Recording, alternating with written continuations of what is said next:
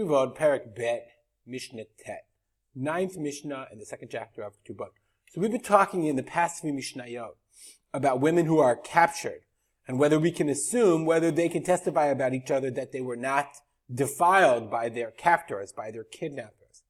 So our mission continues on that really tragic and sad theme. A woman that was chavush, she was captured, she was taken hostage from the goyim, the nations of the world, the non-Jews, for monetary purposes. I mean, they captured her, they kidnapped her in order to ransom her. And then they returned her. She may return to her husband. We can assume that she wasn't defiled. If, let's see the Bar Tanura, when is she muteret leba'ala? Because they're afraid to lose their money. So if they want to, they know if they want to get paid full price, if they want to get their ransom back, well, then they can't defile the woman. But if she was sentenced to death, then, meaning if she was captured for some kind of crime or some kind of capital punishment, asura leba'ala, we assume that she was defiled. The Bar Tanura says, Davka, this is true. This is what Gemara is saying, meaning obviously these kinds of things happened all too often, where the non-Jews were in control. There was no, centralized government, or the centralized government was not interested in protecting the rights of the Jewish people. So the Mishnah says, this is true when the Jews had the upper hand, when they were in a position of strength over the non-Jews. We're talking about a woman whose husband is a kohen.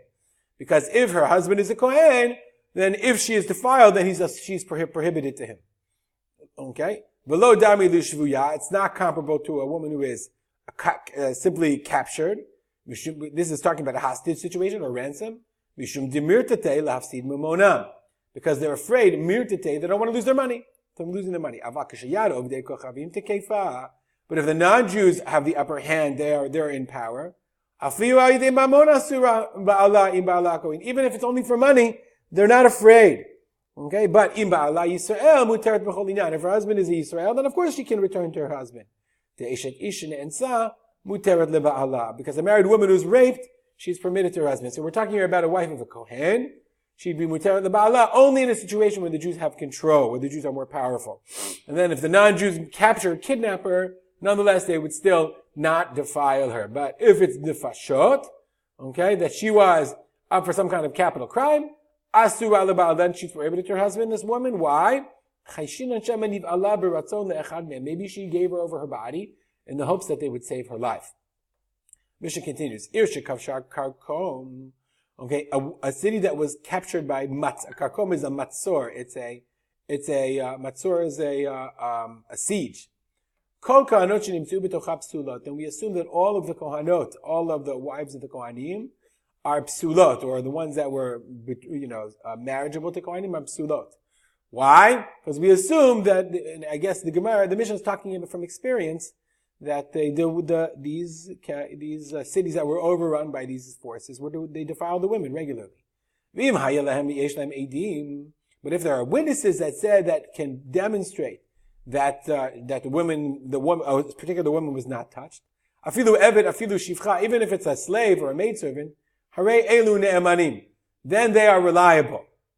A person is not reliable, he's not relied upon to testify about himself, or a woman is also not reliable to testify about herself, okay, to claim that nothing happened to them. Hope you can hear me, the microphone is working. Rabbi Zachariah ben Akatzab said, Hama'on hazeh, it's a kind of like, I swear, Hama'on hazeh, this ma'on is like this house. I swear, Lo zaze yada mitoch yadi, mishah shenichasu goyim liyushalayim v'ayid yitza'u. Okay, her hand, my wife, okay, did not leave my hand from the time the goyim entered Yerushalayim until they left. Until we left, I guess. So I testify, I swear that she is tahora. The Gemara said, Mishnah says, Amulo, ein adam me'id al yidei atzmo. Person doesn't have the right to testify about himself. So even though if a person testifies, it's a really